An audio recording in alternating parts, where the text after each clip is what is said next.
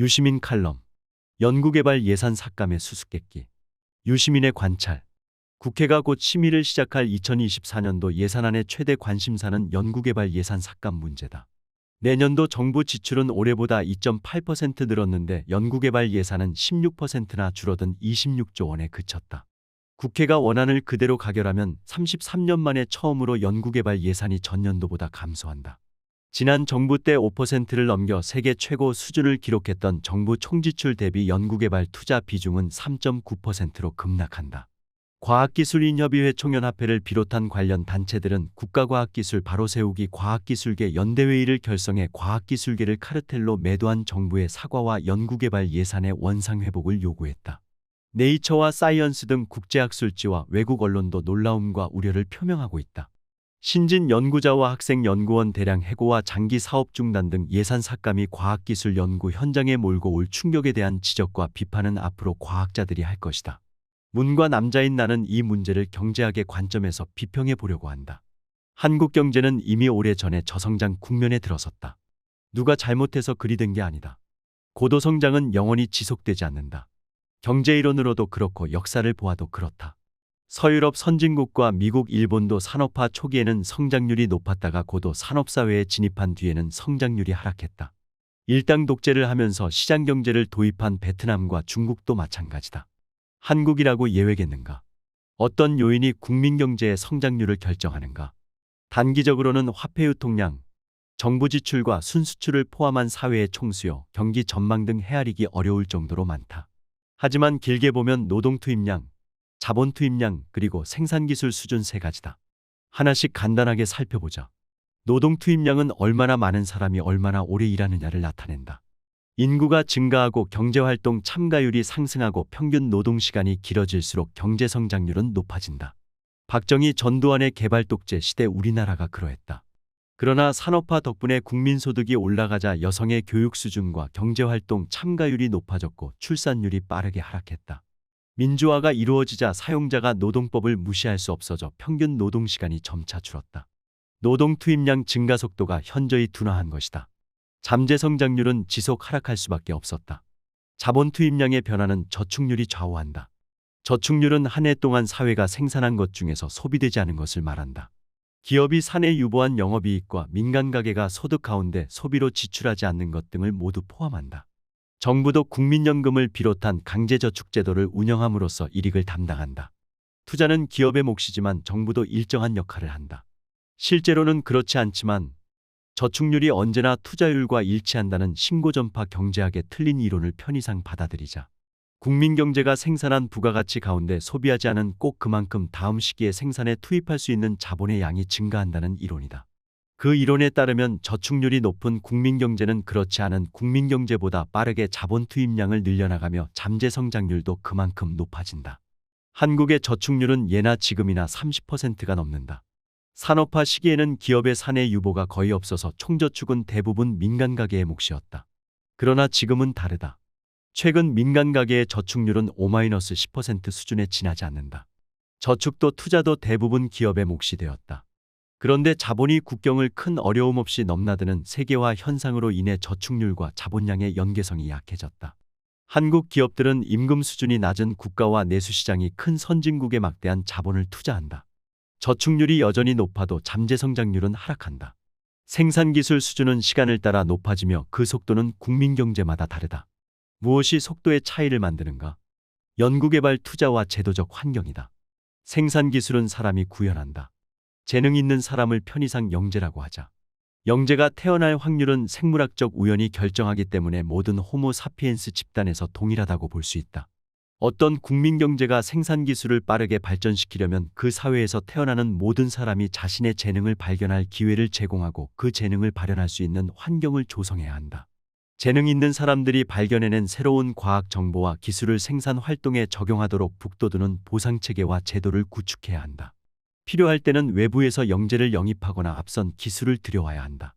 이 모든 일을 잘하는 국민경제는 그렇지 않은 국민경제보다 더 빠르게 성장한다. 생산기술 수준이 높으면 노동 투입량과 자본 투입량이 같은 경우에도 훨씬 많은 부가가치를 생산하기 때문이다. 경제학의 언어로 하면 발전한 생산기술은 총요소 생산성을 높인다. 그래서 우리 정부는 지난 30년 동안 연구개발 예산을 계속 늘렸다. IMF 경제위기 때는 더 많이 늘렸다. 기업들은 앞다투어 연구소를 설립했고 단기 순이익을 배당하지 않고 기술 개발에 투자했다. 자본이 국경을 마음대로 넘나드는 세계화 시대의 인구가 줄어드는 사회가 경제를 성장시킬 수 있는 방법은 생산기술 향상뿐이기 때문이다. 우리나라는 인구가 감소하기 시작했다. 조금 지나면 총인구뿐만 아니라 경제활동 인구와 취업자 수까지 노동투입량 관련 지표가 모두 하락할 것이다. 경제활동 참가율과 고용률을 더 높인다고 해도 인구 감소 효과를 상쇄하지는 못한다. 노동투입량만 보면 마이너스 성장 시대의 도래는 필연이다. 그렇다고 해서 국민의 평균 생활 수준이 하락하는 건 아니다. 인구 감소율이 더 크면 1인당 국민소득은 올라간다. 자본 투입량을 늘리는 방식으로 대처할 수는 있다. 그러나 노동력과 달리 자본에는 사실상 국경이 없다. 저개발 국가들은 저임금으로 자본을 끌어들인다. 인구가 많은 나라는 소비시장의 매력으로 자본을 불러들인다. 한국은 어느 경우도 아니다. 발전한 생산기술 말고는 자본을 끌어들일 방법이 없다.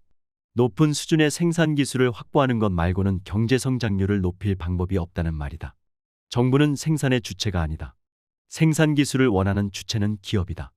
그런데 왜 정부가 연구개발 사업에 돈을 쓰는가? 연구개발 사업의 불확실성과 외부 효과 때문이다. 과학기술은 어떤 연구가 어떤 성과를 낼지, 성과를 낼 경우 그것이 어떤 산업에 어떤 기술 향상 효과를 가져다 줄지 미리 알기 어렵다.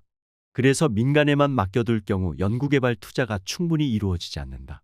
하지만 생산기술을 혁신하고 새로운 시장을 창출하는 성과를 내는 경우 그 혜택은 연구자와 해당 기업을 넘어 사회 전체로 확산한다.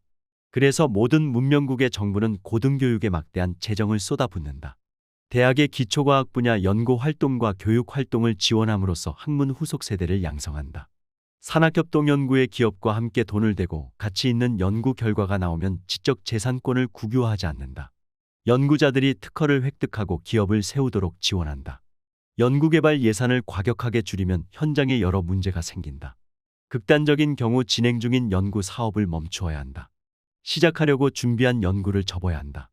신규 연구인력 채용을 포기해야 한다.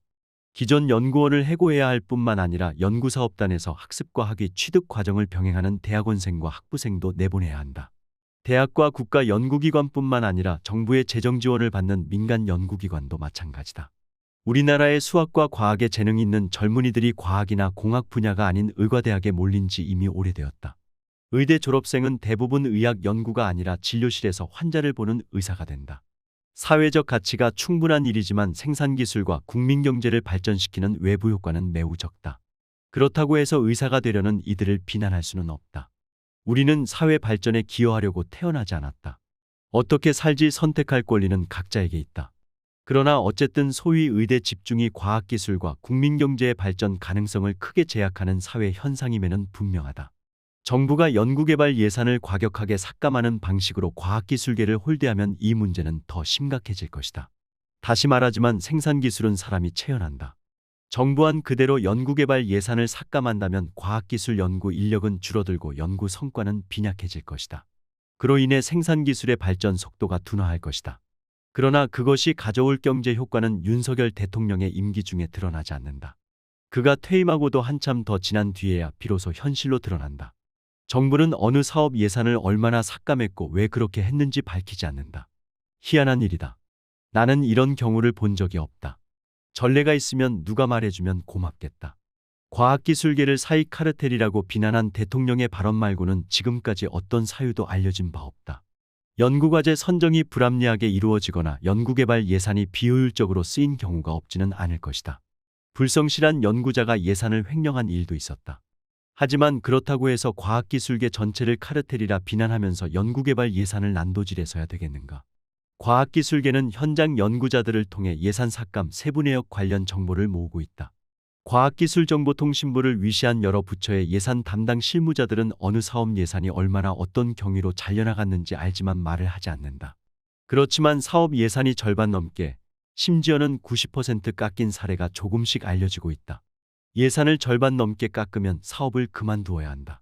정확하게 파악하려면 시간이 더 걸리겠지만 지금까지 알려진 바로는 예산 81.6%를 삭감한 보건복지부의 백신 개발 관련 사업을 비롯해 인공지능 반도체, 양자 컴퓨팅, 디지털 콘텐츠 산업 관련 예산이 집중 타격을 받은 듯하다. 흥미로운 일이다. 바이오, 인공지능, 양자 컴퓨터, 디지털 콘텐츠 산업은 이른바 4차 산업혁명의 핵심 영역이다. 하필이면 왜 그런 분야를 집중적인 예산 삭감의 표적으로 설정했을까? 누가 이런 짓을 할 동기를 가질 수 있을까? 한국 경제가 망하기를 바라는 사람 말고는 없을 것이다.